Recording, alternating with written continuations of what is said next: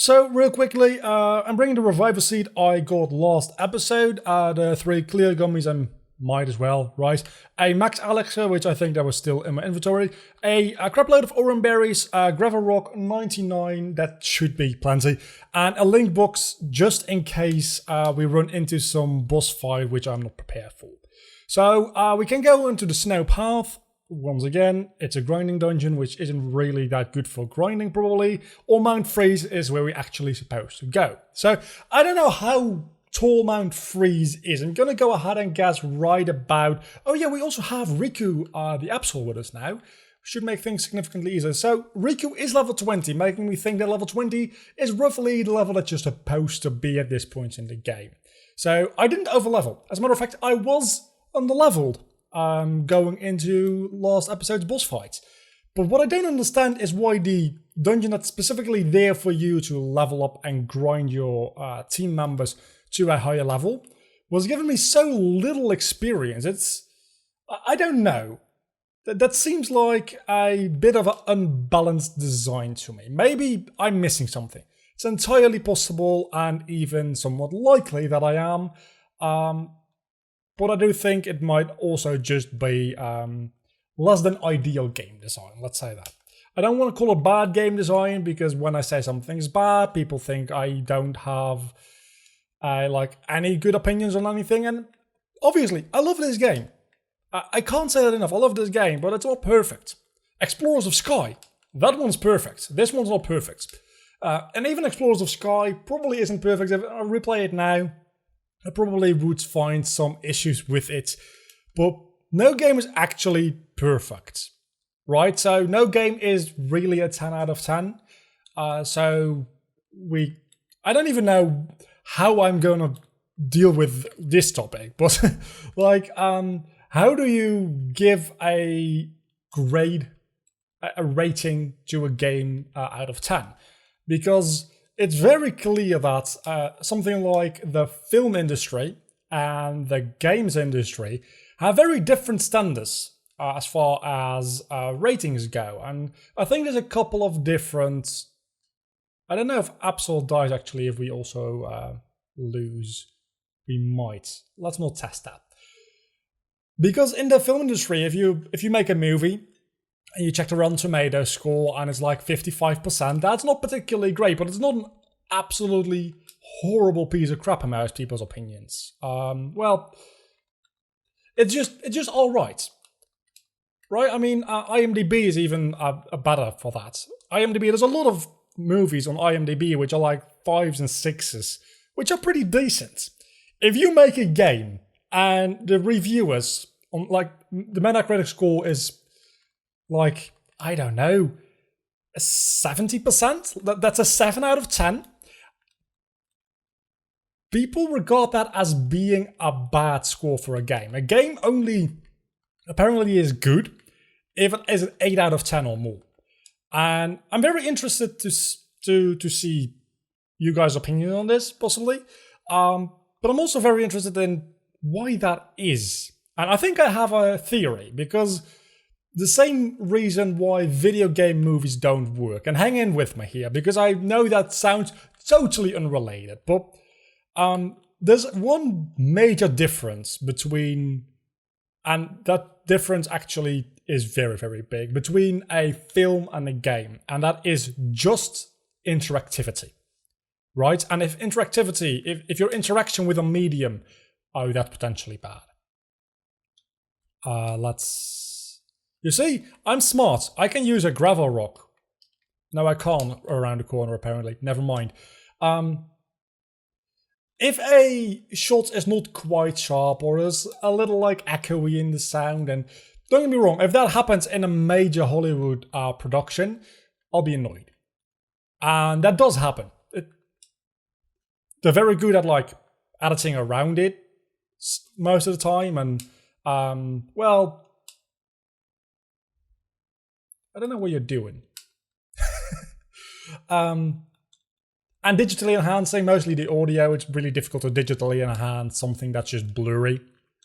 That move can't be used. Are you kidding me? Okay, all right, sure.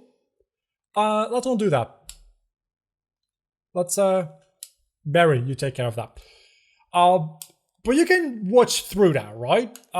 If the colors are just a little bit off, you can watch through that. And some people might get annoyed by it. People who are like film critics or filmmakers, they get annoyed by it, surely. But even then, I can watch a somewhat bad film and still enjoy it and watch through that kind of stuff. If your game doesn't handle quite well, if it's even a little bit off, it's a real issue. It's just, it becomes not unplayable per se, but it becomes more difficult and more like a chore to play very quickly. And that was my revival seed. How many times do you hit with fury swipes? Holy crap.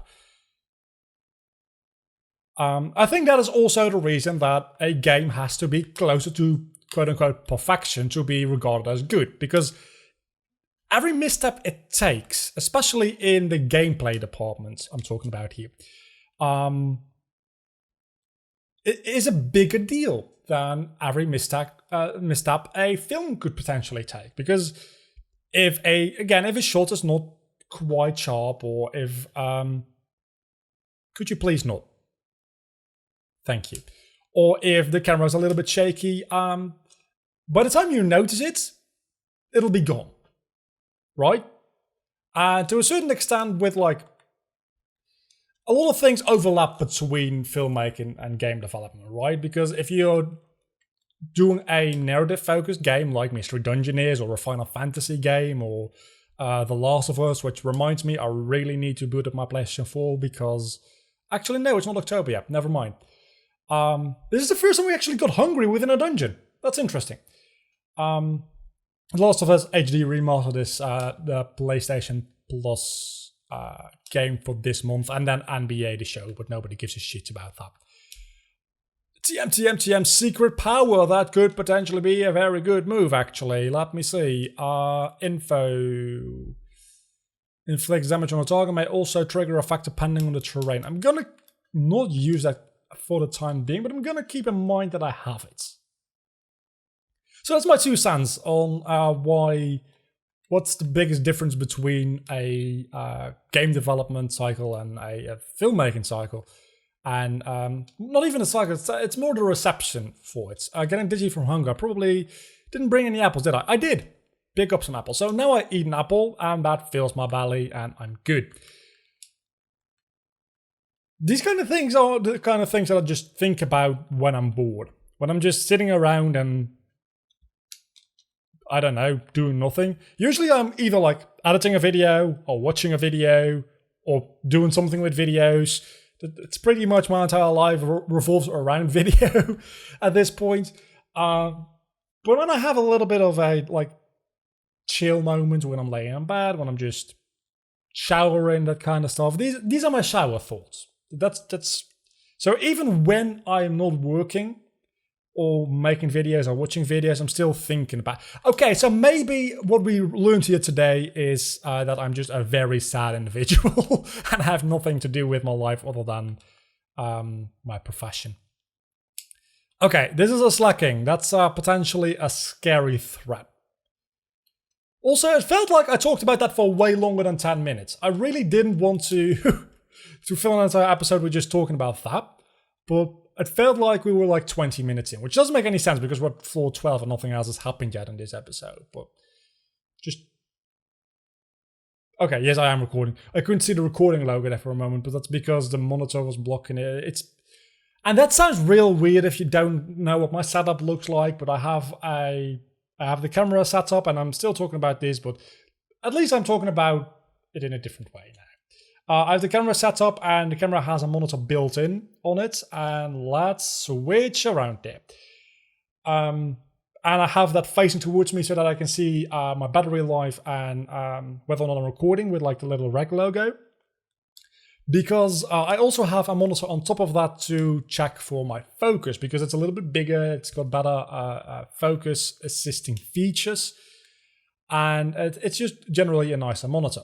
But it is a little bit in front of the on-camera monitor, and the external monitor doesn't display that information because I am sending the signal over HDMI, and you can actually choose whether or not to like the overlay information to put that through HDMI or not.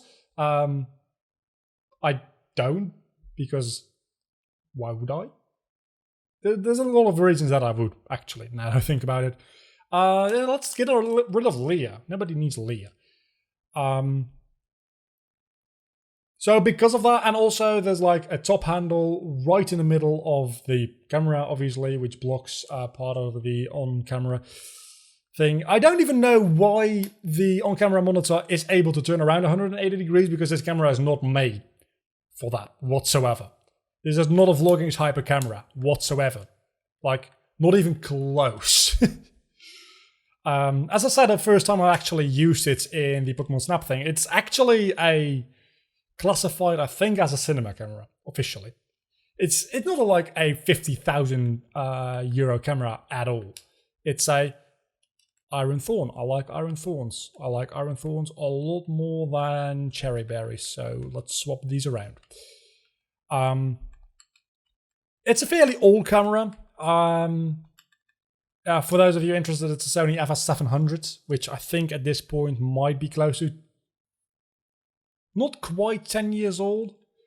It's theoretically capable of doing 4K, but it can't do 4K to its SD card internally. You need to have an external 4K recorder for it, but the camera itself, the sensor part of it, actually is 4K resolution.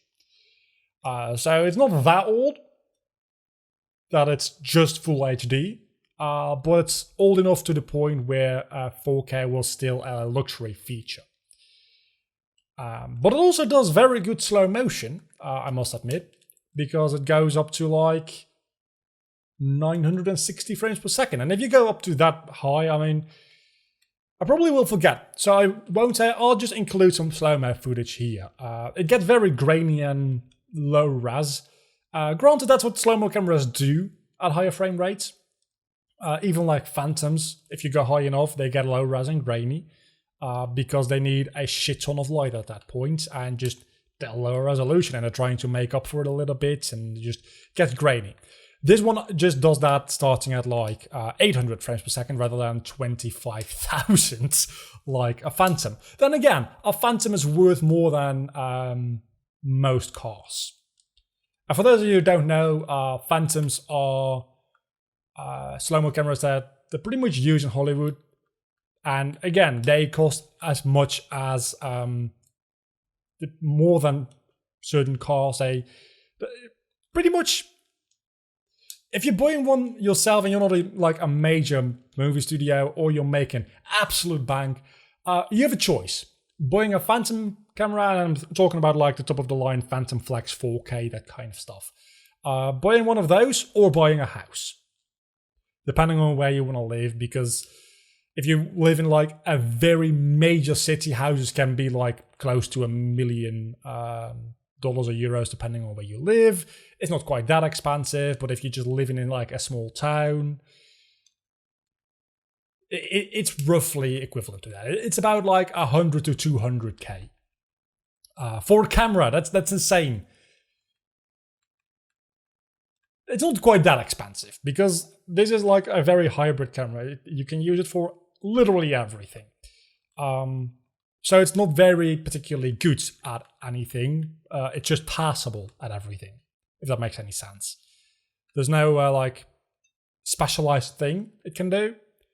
Well, I guess you could classify it as mostly a slow-mo camera because it doesn't matter. I do want a camera with a higher frame rate, and these days it's not that difficult to get a camera that does like 1,000 frames plus for a decent amount of money. Actually, the other day I saw a camera which did like Full HD 4,000 frames per second for £5,000.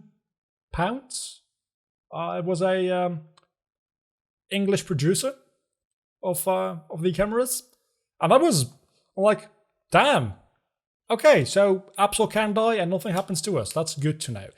I was like, damn, I don't have that money, but if I did, I'd buy this camera because I really, really like slow-mo. The slow-mo guys is probably one of my favorite channels on YouTube, and if I had, I probably should just use this camera more to do slow motion stuff. But I need inspiration because there's specifically like the 800 frames range, there's not a lot of things that become very, very interesting. Going up to like 2,500 frames, which I know is quite a large jump, or even 1,500 frames, things become significantly more interesting at that point. And then there's a very large gap to like 10,000 frames before things start getting interesting again. We finally made it! This is the peak, right? Right? But where could Ninetales be? There they are. I've spotted Vlogger. Alright, I see them. Alakazam! It's about time we finally caught up to you. You fugitive act dragged us all the way out here. Pipe down, Tyranitar. We can finally settle things here. My voice isn't quite back up, and like the raspy kind of thing just doesn't quite work. So I hope Alakazam is going to do the majority of talking here. I can barely contain myself. I'm itching for a fight. I literally just probably had to battle out of queue now, but Barry, don't think badly of me. I don't know how to show mercy. Vlogger, I don't wish for this conclusion, but this, too, is fate. The role of a rescue team is helping to bring the peace. We will crush you with every shed of our power. Get them! So we don't actually even fight the Team Alakazam. Seize it at once! Huh? What is that picture? Holy crap! Ninetales? What? Ninetales? That's Ninetales! We've heard. Like 3 times is enough, okay? The legend is real. Cease fighting at once, Alakazam! They are my guests. Tell us, Ninetales, who was the human that appeared in your legend? No, even before that, it's the legend itself, even a true event. Depending on your reply, I may have no choice but to eliminate them. Whether they are considered a curse to be a legend or not, I care not. However, it did happen. Many years ago, I tried to lay a curse on a human. It was then, however, that Gardevoir, the human's partner, dashed in. It selflessly bore the full brunt of the curse meant for the human, something like that at least. Then the human did a selfish and cowardly thing. They abandoned Gardevoir and fled.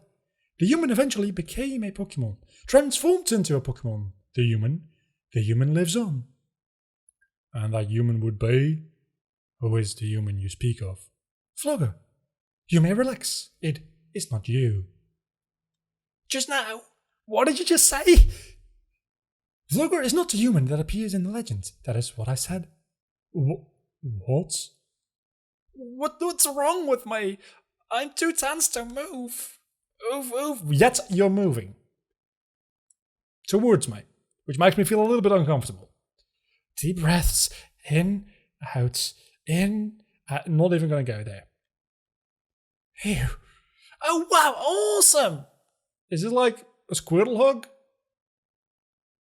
Oh god damn it, I forgot to, damn it.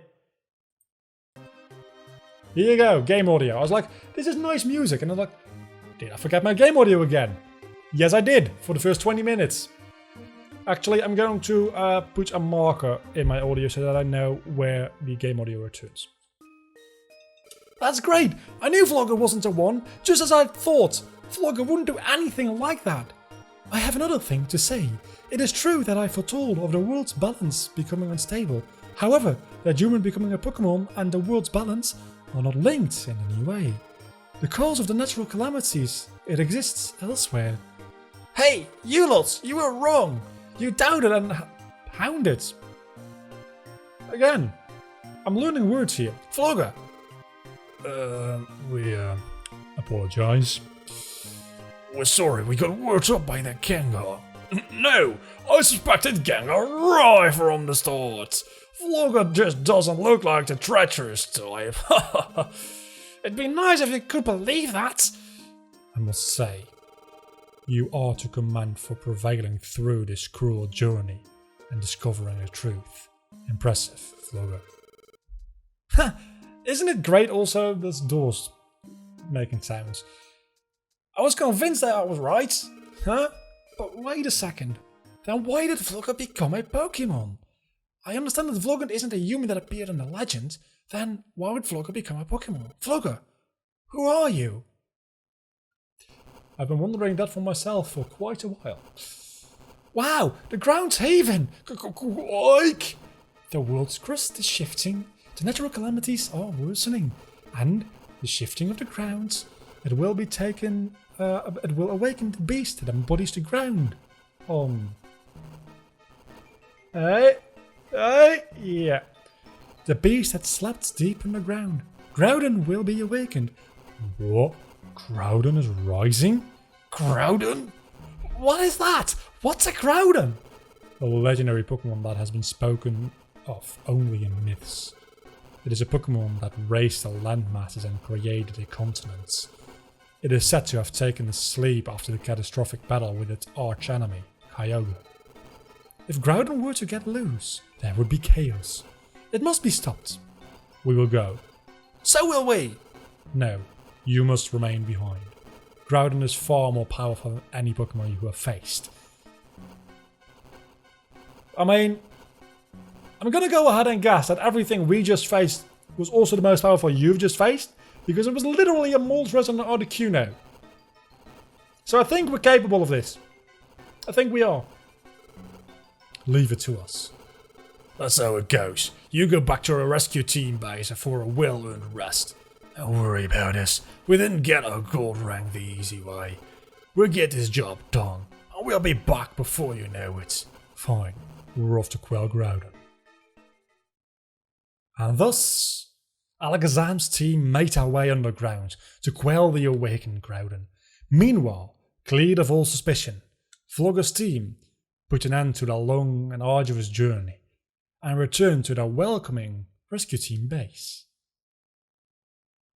Save your adventure. Yes, please, I would like that very much.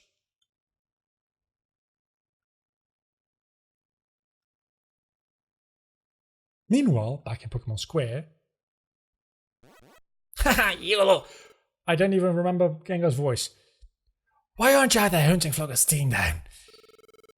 Well, it's easy for you to say. It's too much for us. They say Flogger's team has gone way far out there. If we went, the best we could hope for is maybe Lapis Cave. I joined the chase, but they fled into Mount Blaze. For the life of me, I can't go in there. That's where I lost their trail. I'm a grass type, see? Fire doesn't agree with me at all. I don't know what became of Flogger's team after that. But those fugitives, to think they would risk Mount Blaze. They've grown up tough. I can't keep up.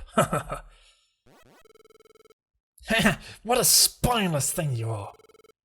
You're so big of talk. What about your team, Gengar? You just hang around in the square and don't do nothing.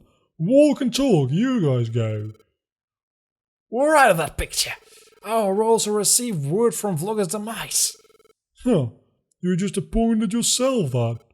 Oh my gosh, oh my goodness! Oh, that's Medicham. Medicham, what's the word? Flogger's... How finally, we've gotten rid of Flogger. No, it's the opposite. Flogger is back. So, now Medicham is a real bad Scottish accent. Huh? What do you say? Hi, over there. Flogger, you're back. Hey everyone, we're back. Phew, we finally made it back. We've been away for so long. Like, maybe even 3 episodes.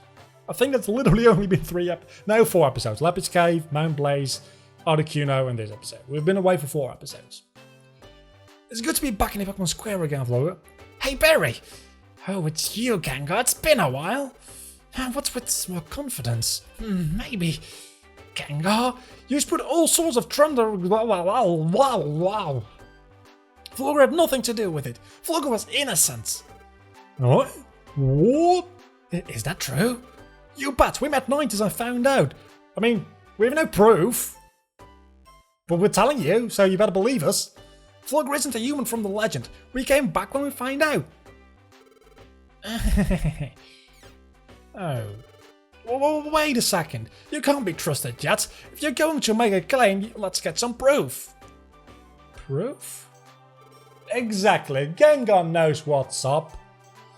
That's right, some hard evidence. Let's see some proof. Come out with it. Proof? We don't have any proof. It's too bad you guys don't have any proof. You come back for us to make getting rid of you easier. How conveniently foolish.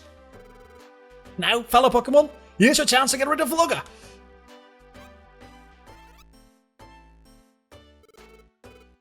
Huh? What's wrong, everyone? Don't you want to get rid of Vlogger? I always believed in Vlogger. You don't fool me. I'm out.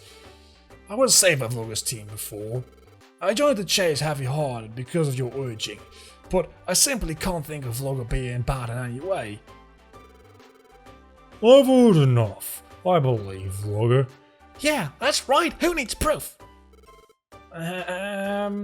Everyone. Would have been freaking nice if you'd done this earlier, you bunch of assholes. I mean, at least Pelipper didn't attack us. Pelipper is a bro. I like Pelipper. I'm very glad, by the way. It's been confirmed that Wingull and Pelipper are in Sword and Shield, right? So, you go, bro. You're a good one. What is that? Van. It looks like the newspaper, doesn't it? Okay, so now it's accent changed again. So Medicham just has like bipolar voice disorder. It's something that I just invented. Okay, I'll read it out loud. Let's see. Pokemon News Extra. Vlogger innocent. Vlogger met Ninetales under the watchful eye of Alakazam and proved that it had nothing to do with the human in the legend.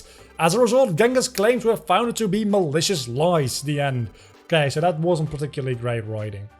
I don't know what journalist wrote that, but that is like, that's not good writing. I'm not even talking about like from a narrative perspective. I'm just talking about like, if you're a reporter writing that piece, you should be fired. You rotten. Run! Stop, liar, you coned us. Conned, not coned. Coned would be something entirely different. Would be shaping somebody into a cone. Which would be painful. Welcome back. Yeah, it's good to be back. We're back where we, like we promised. Did you do any rescue team thing? No, you lazy piece of crap. Okay. I'm so glad. Vlogger isn't suspected anymore. Yep, I'm glad too. We won't have to keep running from everyone anymore. Alright, Vlogger. We're both worn out. I'm gonna get some sleep. Our rescue team is back in business tomorrow. Do you think we should like take a week off, go on a little vacation? One that doesn't involve volcanoes and freezing forests and running away from people and just go to the beach. Like, even a weekend. No? Okay. Let's get me some water. The next morning. It's been a while since we've seen this. About a week, actually. 4 episodes, about a week. I'm gonna call it there. Actually, it's been half an hour. Until the next time, don't forget to leave a like and subscribe to my channel if you have enjoyed this video, which hopefully you have. Next time, I think we'll have an episode with next to no dialogue, but we'll just be doing a couple of missions, because I think next up for the story is Groudon, and I think we need silver rank in order for that to happen. Maybe it's bronze rank, in which case it'll happen next episode. If not, we're just going to spend the next episode doing a little bit of like missions, just having a little bit of a talk. We haven't had a slower episode in quite a while. The story's been really fast paced, and I would very much like it to just calm down for a little bit. But if we go into the Groudon cave next episode, that's fine with me too. Until the next time, I'll see you back then. I just kind of forgot my outro. Like, subscribe thing. Did I already say that? I might have. I don't know. Bye.